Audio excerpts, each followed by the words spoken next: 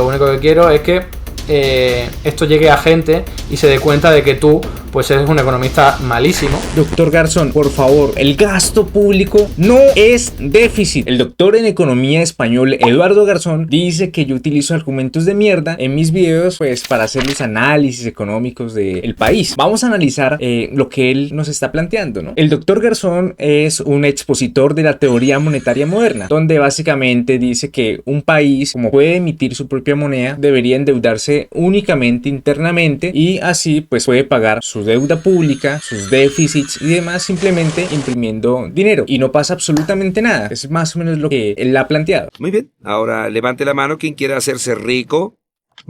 Con algunos límites en deuda, no explicó a detalle cómo serían esos límites. Sin embargo, aquí vamos a hacer el análisis pues de, digámoslo así, esa propuesta, ¿no? Y de la reacción del video que él me hizo a mí. El primer argumento que él expone es: no se puede comparar un estado con una familia o con una empresa, principalmente porque los estados pueden imprimir su propio dinero. Por supuesto, doctor Garzón, no es que yo esté equiparando una familia pues con el estado colombiano, simplemente es con fines ilustrativos. ¿Cuál es el propósito de utilizar esta ilustración? Simplemente decirle a la gente, recurrir a la lógica al decirle: siempre hay consecuencias por nuestros actos. No puedo imprimir ilimitadamente dinero, no puedo endeudarme ilimitadamente, aunque según le entiendo, usted hoy dice que hay que tener, digamos, unos límites en cuanto a la deuda. No lo decía antes, pero ahora aparentemente sí, ¿no? Entonces, si por ejemplo el Estado colombiano puede emitir su propia moneda, ¿cierto? Y además se endeuda únicamente internamente, eliminamos la deuda externa, nos endeudamos internamente, quiere decir que el Estado colombiano podría financiar su déficit fiscal a punta de impresión monetaria. Con eso ya no dependeríamos, por ejemplo, de las calificadoras de riesgo pues que están evaluando si un país es confiable o no, y no estaríamos dependiendo de tasas cambiarias complicadas, ¿no? El dólar subió, el dólar bajó, nada de eso, ¿no? Pues perfecto, ¿no? Tendríamos básicamente pues la solución a los problemas de la pobreza, el hambre, el problema mundial incluso de las pensiones y demás. Suena hágase rico fácil. Sí, gracias. Y será rico pronto, pronto lo seremos. Pero evidentemente todo en esta vida tiene consecuencias. Primer punto, la inflación. Si usted emite dinero ilimitadamente, y usted va a estar de acuerdo conmigo, y no hay un incremento en la producción de bienes y servicios, pues evidentemente se va a disparar la inflación. Segundo, la pérdida de confianza en la moneda. Si la gente dentro del país empieza a perder la confianza en la estabilidad de la moneda, puede haber fuga de capitales y hasta una dolarización informal. Tercero, gasto ineficiente. Los políticos, al tener tanto dinero disponible, es decir, y esto es simplemente una referencia, ¿cierto? Pueden prender la máquina de hacer billetes, que efectivamente no es únicamente el dinero que existe en efectivo, ¿no? Está el tema del dinero pues en los computadores, ¿no? Los dígitos, obviamente, pero eso lo digo en forma ilustrativa. Si un político tiene la máquina de imprimir billetes, ¿no? De crear dinero, ¿no? Va a querer usar más y más, y pues esos dineros los van a querer utilizar en lo que sea, incluyendo proyectos abiertamente improductivos. Y es que eso es lo que hacen hoy, incluso con las restricciones presupuestarias y fiscales. No tenemos plata. Este gobierno de Gustavo Petro ha sido una muestra de eso desde que empezaron. El último escándalo de no hace muchos días es que Francia Márquez mandó a hacer un documental sobre ella, creo que se llama Las Igualadas o La Igualada, que nos cuesta a los colombianos 70 millones de pesos, financiado con pues la plata pública. Es de malas.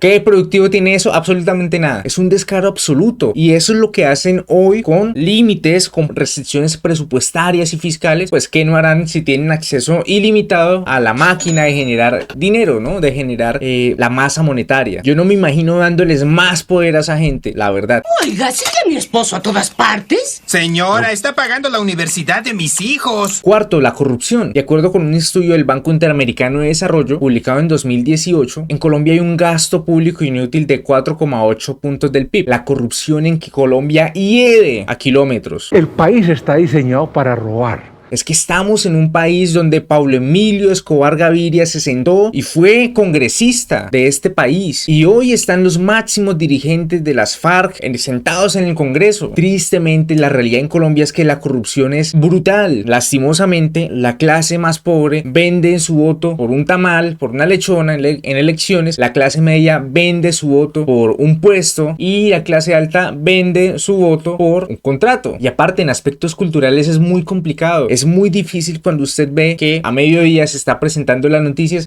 atraparon a tal corrupto que tenía maletas y bolsas de dinero y etcétera, y se robó no sé cuántos miles de millones de pesos. ¿Y qué es lo que dicen muchas personas? Ah, tan huevón, se dejó coger, se dejó agarrar. Eso es lo que dice la gente aquí en Colombia. No todos, ¿no? No todo el mundo es corrupto, pero tristemente sí se ha normalizado muchísimo la corrupción en Colombia. No debería ser así, y es parte del problema de algunas de estas teorías económicas, ¿no? No digo únicamente las de corte más hacia la izquierda, incluso también me parece a mí algunas incluso más supuestamente libertarias, ¿no? No soy libertario. Por ahí mencioné a Javier Milei en mi video al que usted está reaccionando, doctor Garzón, pero no soy libertario. Pero el problema de muchas de estas teorías es que ignoran la índole del humano, lo que anteriormente se llamaba la naturaleza humana. Parten de la idea de que todas las personas somos honestas y trabajadoras. Lamentablemente no es así. En el mundo real, la mayoría de las personas están viendo por su propio interés sin importarles el bienestar de otras personas, sin importarles correr límites éticos y morales, y aún así se consideran a sí mismos buenas personas y que no le hacen mal a absolutamente a nadie. Por lo tanto, no seamos ingenuos. Si usted le da la máquina de imprimir billetes, por decirlo de alguna manera, a los políticos, va a aumentar brutalmente la corrupción. No me cabe ni una sola duda. En este país, tristemente, no sé en España, pero acá lo que normalmente sucede, esto es un secreto a voces, en las alcaldías, las gobernaciones, entes descentralizados, etcétera, es que el que adjudica el contrato normalmente pues recibe una comisión. Esa comisión sale de la plata del contrato. Es corrupción. Es un problema demasiado complejo. Quinto, el crecimiento económico limitado, producto de la corrupción, las malas e improductivas inversiones. El crecimiento económico puede verse limitado. Si aplicamos la teoría monetaria moderna en Colombia, más que parecernos a países como Japón, como Estados Unidos, nos vamos a terminar pareciendo a Venezuela o a la Argentina de los Kirchner. ¿Por qué? Porque no tenemos la confianza en la moneda como sí la tienen Japón, Estados Unidos, ni mucho menos su productividad, límites éticos, morales, etcétera, ¿no? Pero profe Andrés, eso lo podríamos solucionar usando eficientemente el dinero para aumentar la productividad por un lado y el bienestar general por el otro. Sí, claro, pero como Diógenes de Sinope, que anduvo con una lámpara encendida a medianoche, y cuando le dijeron: Diógenes, ¿qué está haciendo?, él respondió: estoy buscando a un hombre honrado. Así vamos a estar. Les voy a preguntar sinceramente, ¿a qué político le va usted a entregar el poder de emitir dinero ilimitadamente? Es una guarida de atracadores, ladrones. Y que ese político no quiera robárselo él y su bandola. En el Congreso de la República de Colombia hay un dicho: todos somos del partido único del presupuesto general de la nación. Usted y yo, y me refiero a la audiencia, no específicamente al doctor Garzón, no nos podemos ni siquiera imaginar las tulas de dineros que se mueven por debajo de mesa cuando se está aprobando estos temas del presupuesto general de la nación. Es brutal. Así cuadran a la gente aquí. Si ya saben cómo me pongo, ¿para qué me invitan? Y no hace falta ir tan lejos en el tiempo. Veamos el escándalo más mencionado de corrupción en los últimos meses: el escándalo de la Unidad Nacional para la Gestión del Riesgo de Desastres. Se la robaron toda, y esos recursos iban para las personas más necesitadas, aquellos que necesitaban atenciones por precisamente riesgos y desastres. Aquí en Colombia se roban el agua de los niños que mueren de sed en La Guajira y no pasa absolutamente nada. ¡Mamola! Y digo que no pasa absolutamente nada porque tristemente el escándalo de la Unidad Nacional para la Gestión del Riesgo no lo descubrió la Contraloría, ni la Fiscalía, ni la Procuraduría, ni la Defensoría del Pueblo. Lo descubrió una periodista en un medio hegemónico, ¿cierto?, de comunicación, como les suelen llamar mucha gente de la izquierda, que se llama Paula Bolívar. Ella descubrió el escándalo, empezaron después a trabajar las unidades investigativas de los medios de comunicación y empezaron a sacar un montón de verdades a la luz. Aquí se roban el PAE, que es el plan de alimentación escolar para los niños, y en fin, siempre en los peores desastres que hemos visto, medioambientales, los peores desastres que han pasado en el país, tristemente, aunque por un lado sí sale a relucir aspectos bondadosos de las personas que dan caridad y demás, tratan de ayudar, pero lastimosamente por el lado de los políticos, los que tienen acceso a esas ayudas y supuestamente son los que van a ir a repartir entre las personas necesitadas, pues se ve la corrupción. El país está diseñado para robar. No hace mucho, me acuerdo cuando Juan Manuel Santos era presidente, hicieron una donación internacional por un tema que sucedió aquí, me parece que fue en el departamento del Putumayo, y hubo inmediatamente escándalos de corrupción porque se robaron mucha de esa plata. Y es que tristemente a los políticos les duele que la plata vaya a la gente que lo necesita y no a sus propios bolsillos. Eso es lo que les duele. Entonces, por favor, cuando encuentren el político honrado al cual le vamos a entregar la capacidad de imprimir dinero ilimitadamente, pues me avisan, ¿no?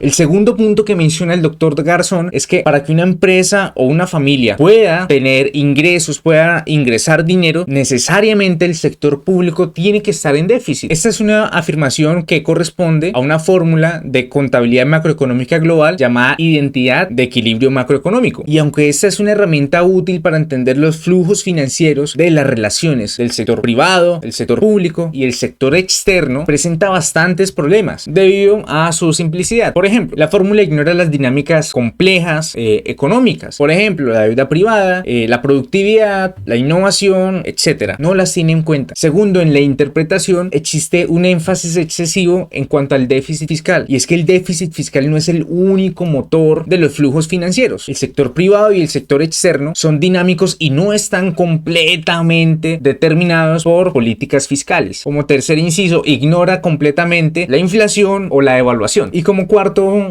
punto, también ignora los efectos distributivos, es decir, como ya veníamos anteriormente comentando con cifras, en la vida real los políticos roban y desperdician el gasto público, o en palabras sencillas, lo que no nos cuesta, hagámoslo fiesta. Y pueden llorar, pueden gritar, pueden hacer todo lo que quieran, me pueden ir a demandar si quieren. Entonces, claro, con la fórmula uno dice, si el sector público está en déficit, el sector privado, aunque ahí hace falta, que sí lo tiene la fórmula y no lo mencionaste, me parece, hace falta el sector externo, pero digamos el déficit fiscal, ¿cierto? Haría que las personas y empresas puedan ingresar dinero, es lo que tú dijiste. El problema es que se está asumiendo que el Estado es eficiente en el uso del gasto público. Ya vimos que no, hay casi 5 puntos del PIB que se desperdician en Colombia de acuerdo con un estudio de 2018 del BID. Si usted defiende que siempre debe haber déficit fiscal para que el sector privado ahorre, puede estar defendiendo ladrones sin darse cuenta.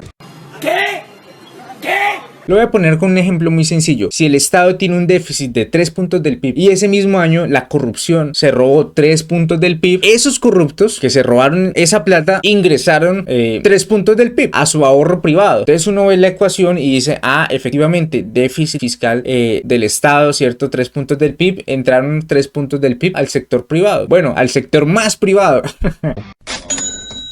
Unas cuantas familias han ahorrado gracias al déficit fiscal, pero en realidad se robaron 3 puntos del PIB, se robaron como 50 billones en plata de Colombia. Del dinero de las personas, del dinero de la gente. Ay, que no es del dinero de la gente porque el Estado es el que crea el dinero hoy en día. Bueno, entonces me vuelvo al punto inicial. Entonces uno podría ver que no es moralmente incorrecto utilizar esa plata, ¿no? Robarse esa plata, perdón. Por supuesto que lo es completamente inmoral. La pregunta que hay que hacer es, ¿cómo controlamos que no hayan fugas en el Estado, tanto en robo como en despilfarro? Es muy difícil. ¿Por qué? Porque inherentemente la plata que yo no me he sudado, yo no me he ganado, ¿cierto? Yo como político estoy administrando una plata que no es mía. Como no hay una relación de costo, ¿cierto? A mí no me costó ese dinero, no hay dolor en el uso de ese dinero. Es demasiado sencillo entrar en despilfarro. ¿Por qué? Porque a mí no me costó, no me importa esa plata. Por lo tanto, doctor Garzón, no nos sirve de nada tener un déficit fiscal si la plata se la roban o si la desperdician, ¿no? Si mantenemos haciendo documentales a Francia Márquez y demás, o abriendo embajadas a golpeadores de mujeres como el señor Armando Benedetti, aquí en Colombia lo conocen mucho. Creo que en España hace unos meses de pronto usted vio noticias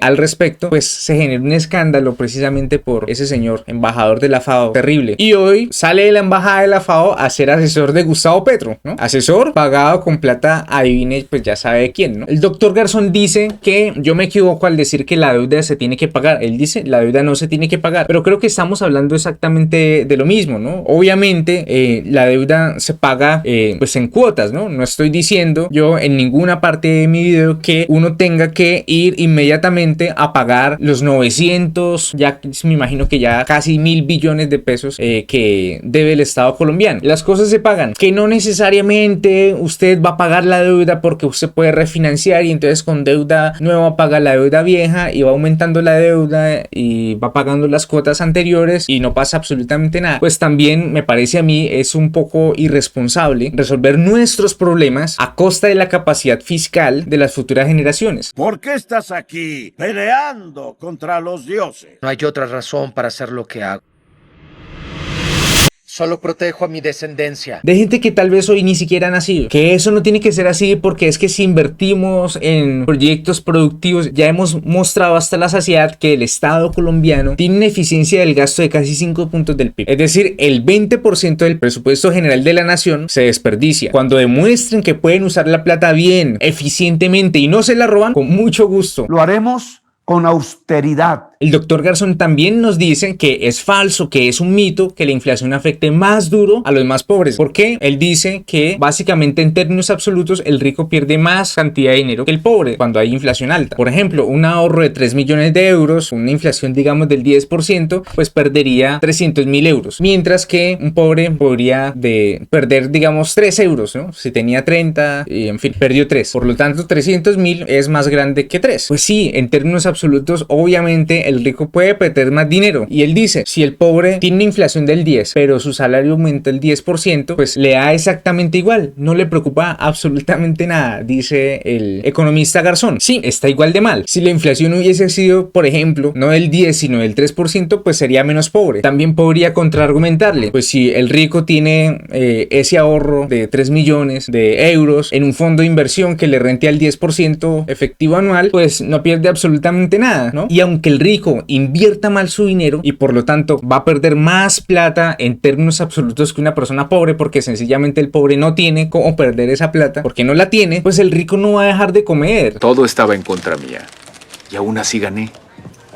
Yo siempre gano. Es que ese es el problema. Cuando al pobre la inflación le aumenta más rápido que sus ingresos, pues básicamente le toca empezar a mirar cómo hace para comer menos, cómo hace para que la plata le alcance más. Tal vez tiene que sustituir el pollo, las carnes por un huevo a mediodía. Y me dice el doctor Garzón, a ver, dime qué pasa con la gente pobre, ¿no? De ingreso cero. ¿En qué les afecta a ellos la inflación? Pues básicamente si una persona tiene, digámoslo así, ingreso cero, pues estas personas normalmente sobreviven gracias a la caridad, ¿no? Ya sea estatal o ya sea el sector privado, ¿no? En una economía con una alta inflación, por ejemplo, las personas, como su plata cada vez vale menos, les alcanza para comprar menos productos, lo que van a estar priorizando es cómo llegar a fin de mes. No tenemos plata. ¿Cómo hacer para que la plata me alcance todo el mes y que mi familia pues no sufra? Por lo tanto, una persona en esa condición lo va a pensar 2 veces antes de pues ayudarle a esa persona que tiene ingreso cero, que tal vez en otra circunstancia, con una inflación menos salvaje,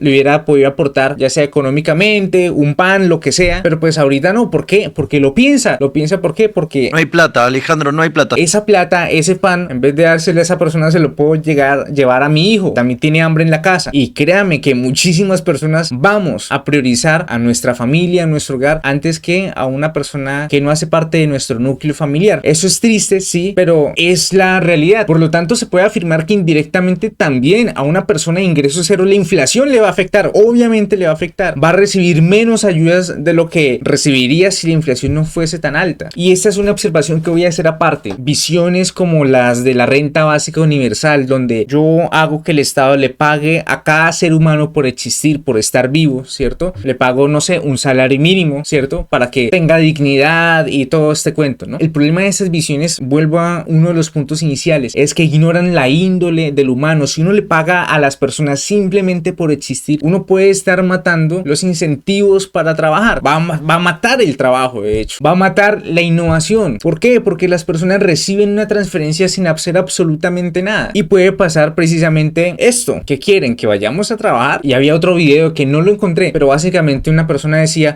yo creo que era de Argentina precisamente, los famosos piqueteros, ¿no? Que reciben subsidios y demás. Le decía una mujer, me parece que también era a otra mujer que trabajaba, pero si usted va va y trabaja 8 horas y gana lo mismo que yo aquí simplemente por hacer esta fila, y a usted le gusta, pues la felicito, pero para mí es más conveniente venir y hacer la fila y recibir la plata y no tener que ir a trabajar. A usted le gusta ir a trabajar 8 horas, vaya. Tristemente esa es la mentalidad. No sé si en España eso pase, pero acá en Latinoamérica sí que pasa. Entonces, en cuanto a la renta básica universal, me imagino que enfrenta bastantes dificultades en cuanto a la elaboración de una posible política pública que pueda hacer que no se convierta en un incentivo perverso, y en fin, no podemos ignorar la índole del humano. Y séptimo, el doctor Garzón, que inició su video diciendo que el profe Andrés no da gráficos, no da datos, simplemente es un cuñado y demás, que opina sin saber. Pues resulta, doctor Garzón, que me temo que tengo que hacerle una corrección. El doctor en economía, Eduardo Garzón, resulta que está confundiendo déficit fiscal con gasto, muy parecido a una senadora aquí también de izquierda que hace unos días estuvo confundiendo ingreso con utilidad. Bueno, yo dije que el gobierno estaba gastando más que en pandemia, y es que aquí en el canal hemos hecho análisis precisamente del gasto público, de los ingresos de la nación, del déficit fiscal también lo hemos hecho, y con las últimas cifras disponibles que van hasta agosto del 2024. Entonces, como yo dije, nunca habíamos visto un gobierno que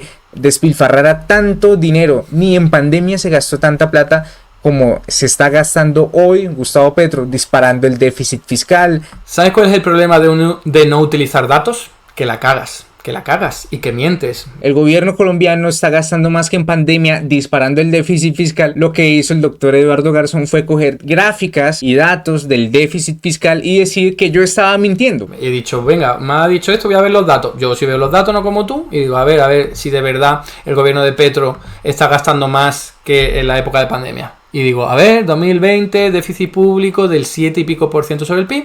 Así que, por favor, deja de mentir. Lo que acaba de decir es una de las cosas más idiotas y locas que he escuchado en mi vida. Porque el déficit fiscal en pandemia fue de 7 puntos del PIB y ahorita está proyectado en 4,3. En fin, que yo estaba mintiendo debido a eso. Lo único que quiero es que esto llegue a gente y se dé cuenta de que tú, pues, eres un economista malísimo.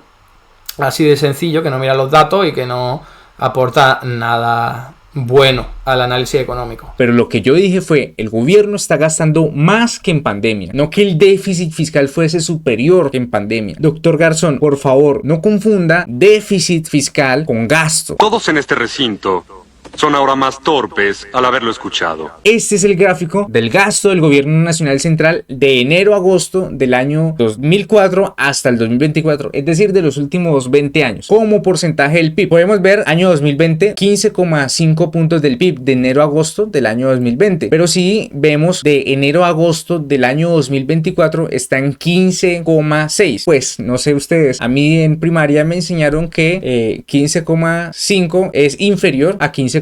Lo único que quiero es que esto llegue a gente y se dé cuenta de que tú, pues, eres un economista malísimo. No le concedo ningún punto.